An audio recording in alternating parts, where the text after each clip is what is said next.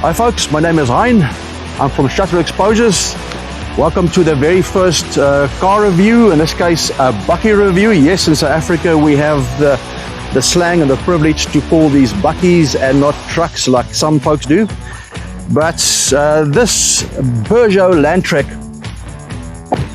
been given to us to test and do a review and give you the lowdown on the Peugeot Landtrek 1.9 diesel turbo. So we're going to take you through a few features on the vehicle while we're busy driving. So I think it's best for you to come along and take a drive with me, and let's see what this bakkie can do. Come along.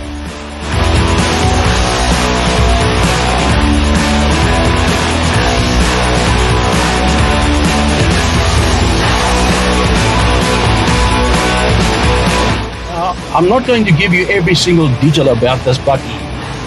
I feel it's very important for you to experience it firsthand.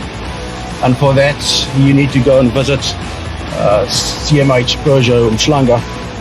Go speak to Elton, Paul, and let them take you for a drive. You take this vehicle for a drive yourself and look at the build quality. And in my opinion, the build quality of this Peugeot Landtrek 1.9 diesel turbo is it's really solid. I mean, the bonnet itself, that thing is heavy. I'm sure that they've got some reinforcement in there that makes it really strong, so should you have some impact from the front, that will really help you well, protect you as well from impact from the front. But everything else around the bakkie as well is solid.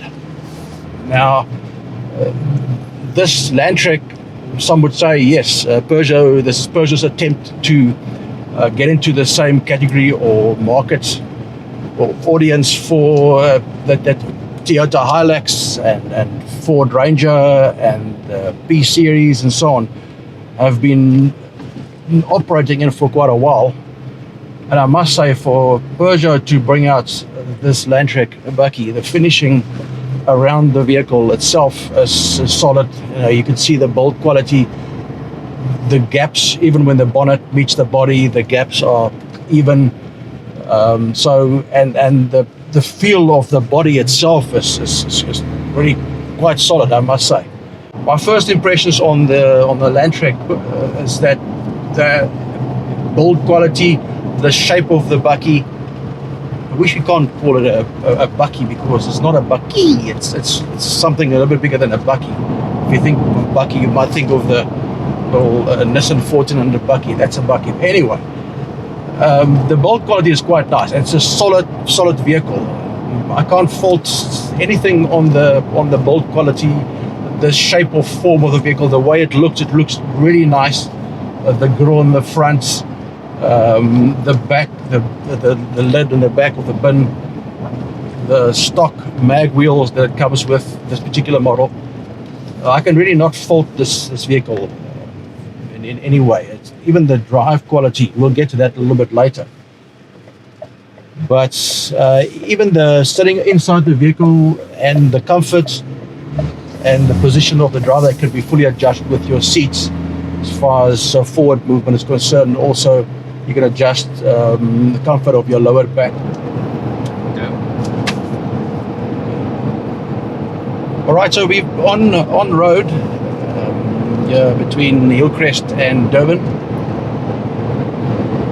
And I thought, well, let me rather talk to you while I'm busy on some sort of a freeway and on a dirt road. Otherwise, it might sound like I've got some sort of a shake in my voice. But just to highlight a few things that I really like about this bakkie, or about the Landtrek. I'm going to stop calling it a bakkie because it's just a bit bigger than a bakkie. Is the fact that my comfort as a driver, really nice, small things. For instance, putting my arm here, it's just in the right position. Okay, I'm about 6'2", so my arm goes really comfortable on that side. Even the armrest in the middle here, you don't have to reach far down, just sitting in this kind of position. It's really nice and comfortable if you are one of those guys driving like you're on a couch at home watching TV. but really the position is quite nice. The seats can also be adjusted, slightly forward or back, and also for your lower back, there's quite a nice adjustment where you can bring the lower back side of the seat out so it supports your lower back, especially for longer trips when you get out of the vehicle and you're refueling and you feel that you need a gyro. In this case, that support there is really, really nice. The rest, headspace above my head, that's about a 10 centimeter or 100 mil clearance. Also remember that I said I'm about 6'2". The rest, as far as road handling is concerned, we're going to go through a few bends now. And I really found this morning coming up to Hillcrest, that's hardly any, if any, gauge roll or body roll. And I'm on eco mode now. In other words, it's the gears are nice and long, and it really helps with your fuel economy, especially if you also set the drive to two-wheel high gear. That's your normal operating gearing on freeways. And you also have your four-wheel high gear for average off-road driving, and then you also have your four-wheel low gear, and you have diff lock. So really, those features, hopefully we'll be able to show you one or two of those features in action, so you can really see how the technology that Peugeot has put into this Landtrek really adds value to your experience in the vehicle. And I also think that Peugeot has done a very good job, in my opinion. And I wasn't born yesterday, so I've been through a number of vehicles in my life.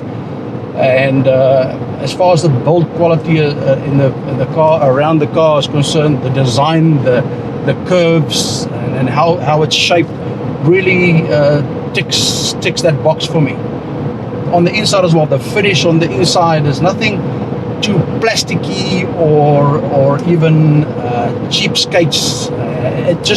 Everything just flows quite nicely as far as the dash is concerned, and the other features in the Landtrek. It's really a vehicle that's one can appreciate. As far as power is concerned, on the two-wheel high gear and eco mode, yes, if you put your foot down, there's a bit of a delay before it starts to accelerate. But then the moment you put it into sports mode, just a little button there next to your gear lever, it changes. The beast inside the Landtrek comes to light, and you have definitely a different experience because the gears are stretched quite longer, so it gives you a bit more rev and power in your throughout your gears. One thing I'm not sure of, and that's something that you have to ask Elton at CMH Peugeot Umhlanga or Paul, or even check that out on Google if you like, if it also changes the suspension. But like I said, in eco mode or in sports mode, going through bends, you can find body shift, you moving in your seat a little bit, you can feel your body moving over. But as far as cage roll is concerned in the vehicle, it really sits on the road like any car would. So really, that's something that's I'm really impressed about. You used to have like cars with SUVs and so on, even bakkies. You go through a bend and you feel like you're going to roll this thing. Not in this case. The Landtrek really sits quite nicely on the road.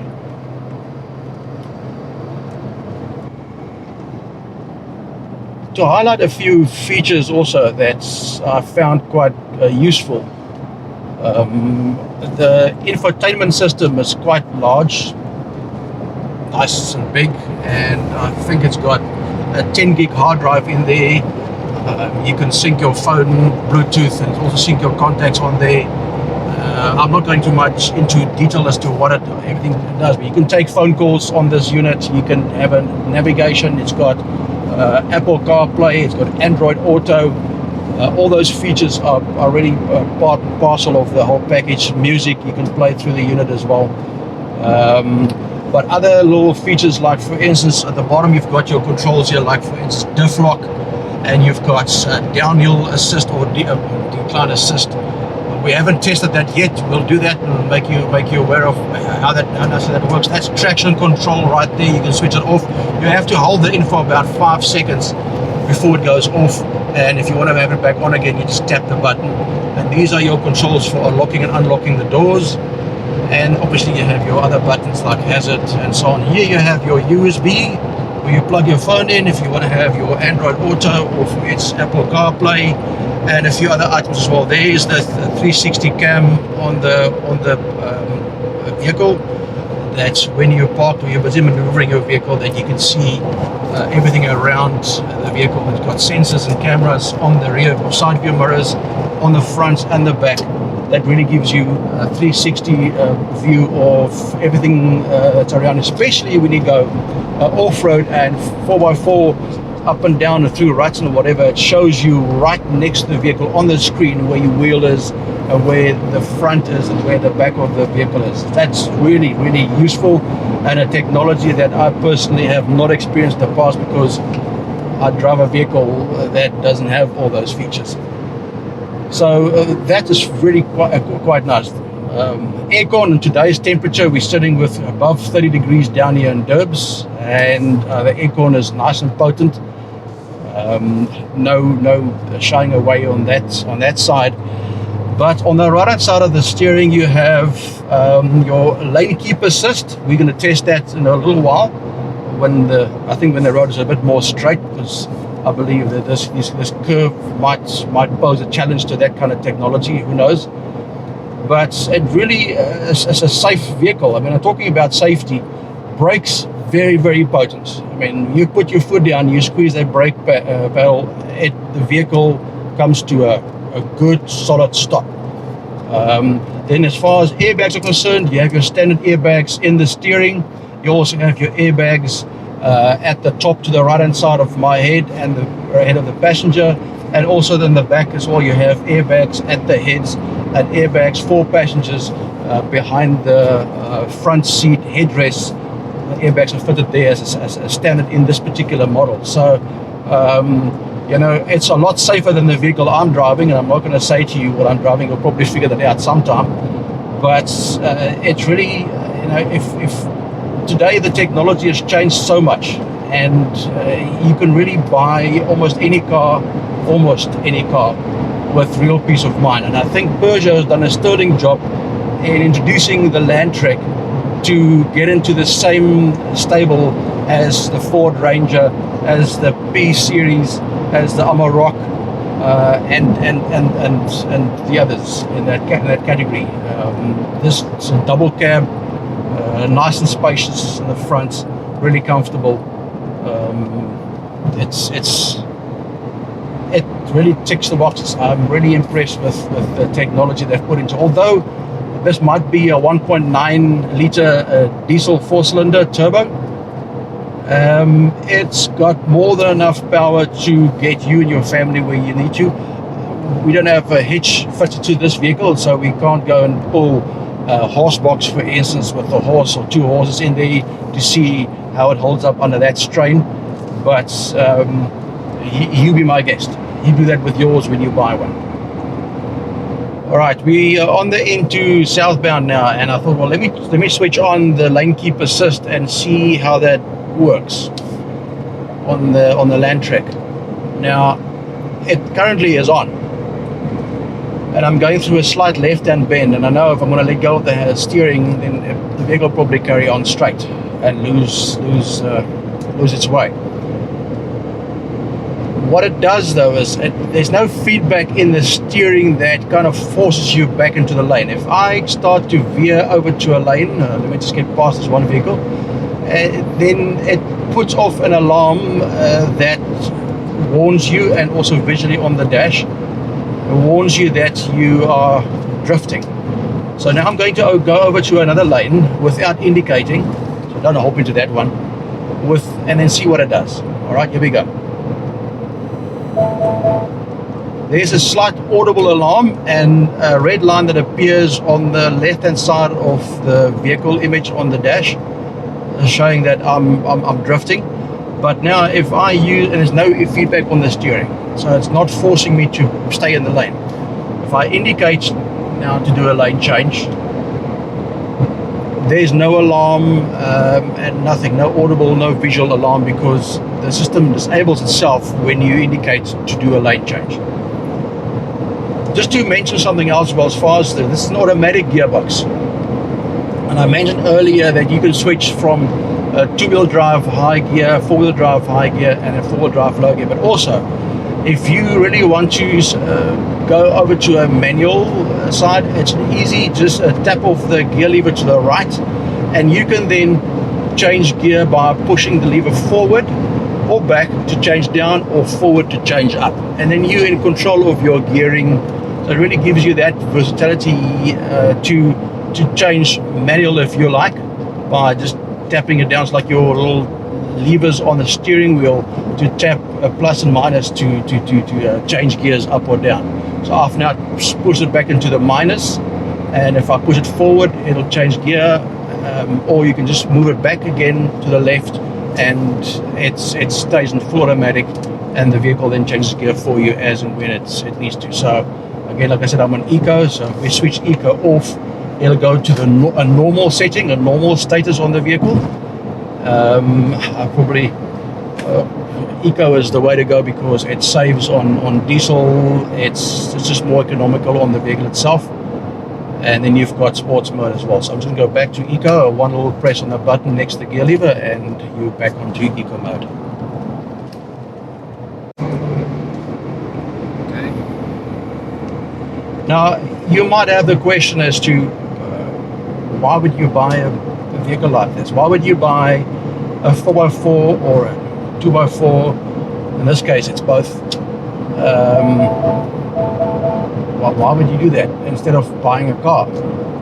Now, I ride a motorcycle, and I ride an adventure motorcycle. So in other words, where the tar ends, the adventure begins. And in this case, with this Landtrek, that nickname or name says it all, is where in South Africa's road conditions, it just absolutely warrants the purchase of a bakkie or a Landtrek. If the road stops, or the tar ends, or the road conditions are horrible, the suspension on this vehicle makes it a smooth ride for you, and you can take the family on a little bit of an adventure into a wildlife reserve, or you can really go where no other car can go, normal cars. So it's really versatile in that way. There's nothing stopping you. You don't have to just stick to tar. And these days, you want to get away from the freeways and the traffic. And what better way is to go off-road, go into the mountains, go into a wildlife reserve, just go on an adventure, take your family and go and drive where no other vehicle normally can. And for me, that's very important. I don't want to be restricted by the vehicle or necessarily the road. So this fits perfectly in that sense, that you can take this vehicle anywhere. You can really go road, you can do city driving, you can commute with the vehicle, because it has a nice eco mode that's good, fuel efficient. Oh, and this Landtrek's got an 80-liter diesel tank. So I think, if my calculations are correct, you can get around 700 kilometers on a tank, which is quite nice. Not mentioning our current fuel price. That is something for a different discussion. But yes, it's perfect for that person who really wants to get away from traffic and from city life. You get yourself one of these, and you go on an adventure. You go and explore, and you discover something that you would normally not see in a normal car, normal sedan.